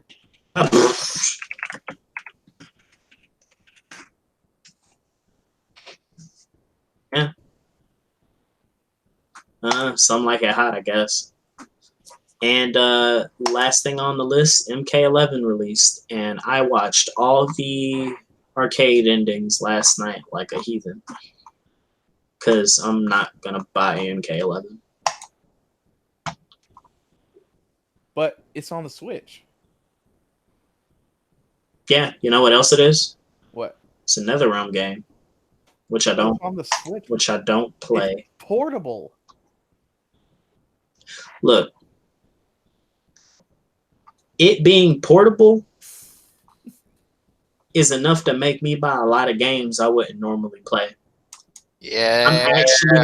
I'm actually in the mindset of giving Final Fantasy VII credit because I can take it on the go and play it on my Switch now. I'm not buying MK11. Don't buy MK11. If things actually being portable, it's enough to make me not buy them. Like if Shut the fuck up. if You want a To be Vita. honest. Because I don't want to go anywhere else and just play shit. When I had my Vita, I didn't take it anywhere and play it. I just played it in my bed. See, I play my Switch at fucking work every damn day. if we got That's Injustice 2 on Switch, I would buy Injustice 2 before I would buy MK11. Well, Shelly, yeah, you're not but telling me Injustice 2 is that better. if you were out and we were together and all of a sudden we were waiting somewhere and I was like, pull out your Switch, we playing around. And then we played something. You wouldn't like that. No. What if it's ice hockey? We could just very easily do that at home.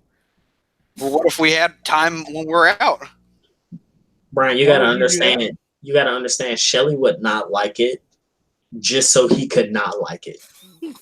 No, Well, you it's gotta not understand, true. I don't like Shelly. He's laughing because he knows. Where would we be playing this, Brian? Shelly could like it on the low, and Fucking he'll be like, "Nah." in the checkout lane at Walmart. While we waiting on those people with 3 buggies worth of shit. I thought you were gonna say at the barbecue. It's a barbecue. What barbecue? I don't know. That's the picture that Nintendo had up there. Oh no! Wait, no. We're gonna play it like at a party.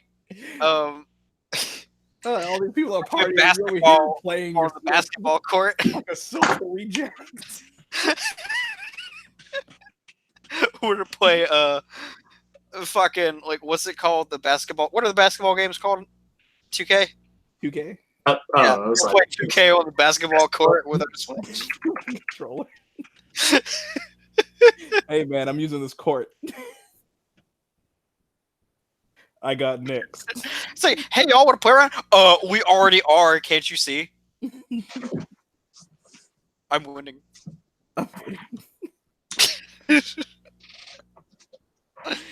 Oh god, that will never not be fucking funny. But yeah, is that everything? So how's the Labo doing? That's that whole list. And VR now. VR. Is that still a thing? Yeah, Yeah, it's I going didn't know strong. about it. Kids like it. VR compatibility for Odyssey and Breath of the Wild. Is it really VR or is it just cardboard glasses? It's a VR mode, not unlike PSVR's mode for Tekken 7. So you're not in first person of the person you're fighting, but you're seeing the fight and like being able to turn your head and stuff like that. That's what Odyssey and Breath of the Wild have. Is it just You can look at Link's ass, not Link's ass, fucking Zelda's ass. I mean, you can look at links too. is it just like is it actual VR or is it just you're putting the screen really close to your face? Surely that's what all fucking VR games are. That is not true. Games with a VR mode are like that, like the one I mentioned for Tekken 7, where it's pretty much in your face and you can just turn your head to turn the camera. Ooh, VR. But nah, it doesn't have like first person VR mode that like VR games from the ground up built for that have. You know, like VR porn where it's just pulled up to your face. Yeah, no, it's pretty much like that. I was like, I don't know who's using this, and I don't know why. There we go. It's cell phone VR. There we go. That shit's a scam. Cell phone VR? Yes. My mom bought I think like 2 of my nieces and 2 of my nephews some VR goggles and shit that they could put their phone in. I was like, you just spent money on shit for them just to pull shit close to their face. Yeah. Which they pretty much already do anyway. That's true. Yeah. But yeah, that was the whole list. More or less rapid fire. I mean, we made a couple stops along the way, but that's about 2.5 Yeah. 2.5 weeks worth of mess. That's C&C Bros.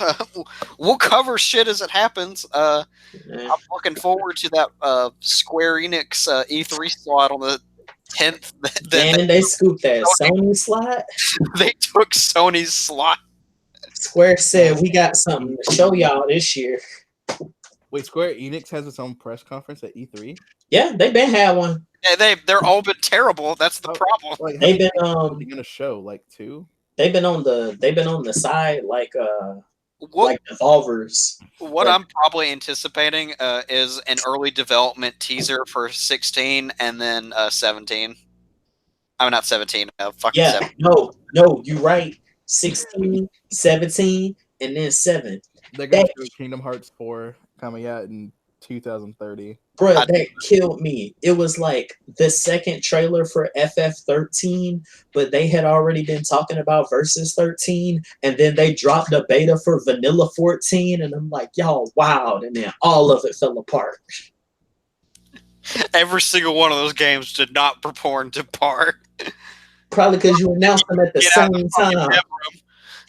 I kind of hope Nintendo goes just so they could show another Metroid JPEG.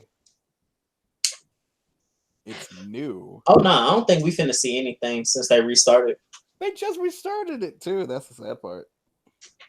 No, we'll definitely see FF7 stuff though, and we might see KH3 DLC. At least a trailer for it. Final mix, boy. Yeah, that final mix DLC. That's gonna be like $20. Y'all aren't gonna see that Metroid game until Nintendo fucks up their next console. Dude, I don't fucking care. Like, I've never played a 3D Metroid in my life. I mean, Retro got it, so it'll come out alright. Like, I was less like, oh, they had to start over Prime 4, and then Shinya Takahashi was like, yeah, man, we had to give it to Retro. And my first thing wasn't, oh, y'all had to start over. It was, why wasn't Retro working on it in the first place? Oh, you know what? Like, what were y'all doing? That's like when they gave FF7 to CyberConnect 2 to co-develop. Okay, you know, I just thought about this. Okay, so where does Nintendo go after the Switch? That's a good question.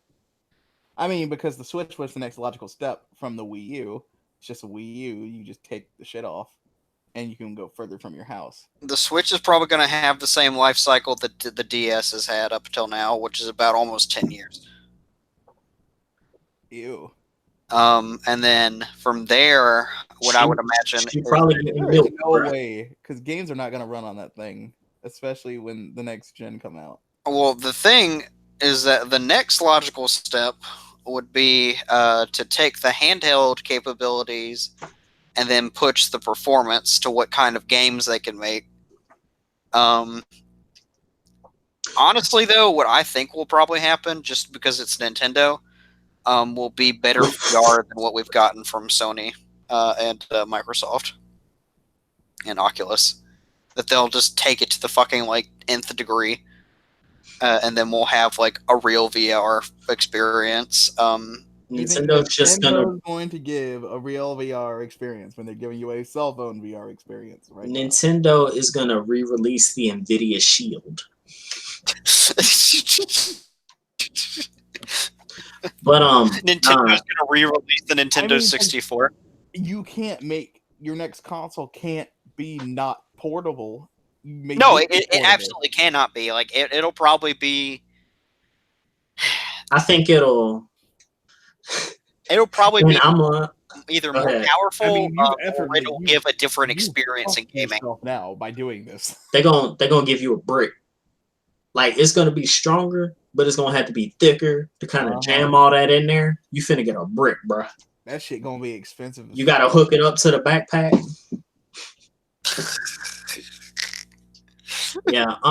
In all seriousness, logically you kind of can't go anywhere else with it. I think they'll just like lean different ways of the spectrum. So right now they're in the dead center where it's like, you know, it's portable and it can run a good bit of things within reason. And it's gonna have to be both. Well, no, I'm not saying not be both anymore. I'm not saying something's going to get scrapped. I think it's going to lean more in one direction. It already does that now. No, I don't. No, it doesn't. Nigga, it's a portable machine. There's a balance and desire between portable and it's dock a portable games. machine. You know what I think? I think they're gonna flip the script, and instead of a stronger Switch, we're gonna get a stronger dock. That's probably what's gonna happen. Yeah. But doesn't it runs off the Switch? No, it runs. We'll get the strong with like all the add-ons and the bits. Okay, so here, no, hold on, because I got you. So He's got us. Yeah, I got y'all. We're gonna be all right. We're gonna be straight. Oh, what they're gonna do is make you a dock that doesn't bend your Switch. It doesn't. The current docks don't already do that. They was on that third party anyway. So the Super Nintendo, for the amount it could do, for whatever reason, could not play Game Boy Advance. Not Game Boy Advance. Obviously, it couldn't play Game Boy Advance games. Couldn't play Game Boy games, or Game Boy Color for that matter. So you got this thing called the Super Game Boy, which is a cartridge with a Game Boy slot. All the parts for the Game Boy were within that cartridge. So you put the Game Boy cartridge in the Super Game Boy, and you put the Super Game Boy in the SNES. Are you about to tell me we're about to get a fucking Switch disk drive in the dock? Is that what we're doing here? Essentially, what he's saying is not a chip. They've done it before. Oh no, they've tried to do it before. That's just no. The Famicom disk system worked. Because you said try, you thinking of the 64DD. Yeah, I'm thinking of the Famicom disk system was lit and it worked, and then the SNES had one too. It was busting for a little bit because that's where you got like that cool Fire Emblem side content, like Fire Emblem Arcania Saga or Arcania series or something like that. Well, no, Arcania series is a series that's in. Arcania Saga was, the disc system game, and then you also had like BSF Zero or whatever. And then 64DD was just, you know what I'm saying. But how would the disc system even work? They're gonna bring back the disc system. That would just make it a fucking Vita or a bigger DS. I mean, I was gonna say it probably wouldn't even be discs in general, because the carts are enough. Because carts are more or less micro SDs. The only thing about that idea that I like, George, is that it releases the potential for another like dual mystery dungeon game with one in one slot and one in the other. But they could just make. Oh no, I'm not talking about a second slot. No, you missed me. You missed me the long way. We said a disc drive, so it's like you have one for the disc and one for the normal like cartridge. It'll get an add-on like the disc system. I don't know about like one for the. Obviously, we come past the points where it won't work exactly like that. If anything, it'll probably be like this weird hard drive base to put all like. Okay, so you know when Xenoblade Chronicles X came out or whatever, and if you had like expandable storage on your Wii U, or just if you had free space, you could download like additional files from the eShop, which would speed up load times for the game. That just all packed on like a hard disk drive dock or something like that. You mean the install? No, not even install, because I mean the game already run, because Wii U games run fresh off the disc, no install to the console.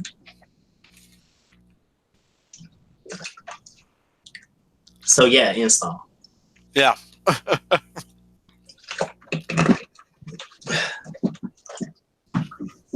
Well, I think this is a good place to stop.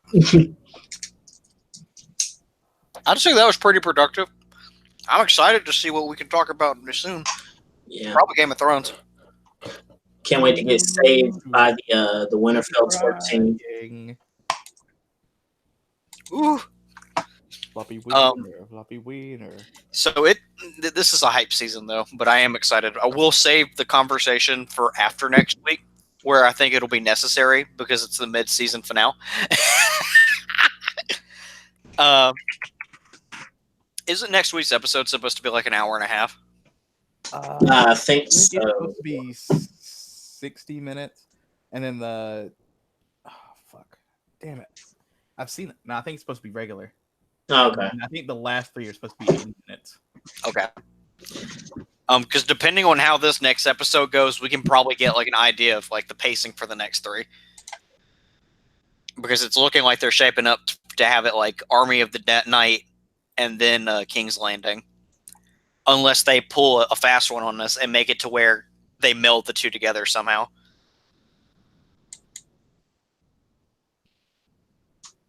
Because I saw a theory how they were like, yeah, Night King's going for King's Landing first.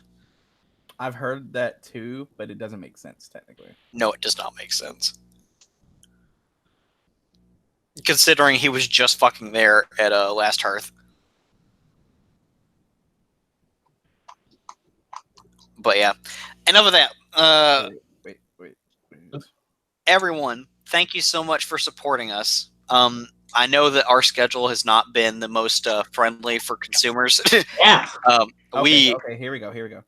The Go ahead. first 2 episodes of season 8 will be an hour long, which is par for Game of Thrones. In terms of the final 4 episodes, will be 80 minutes.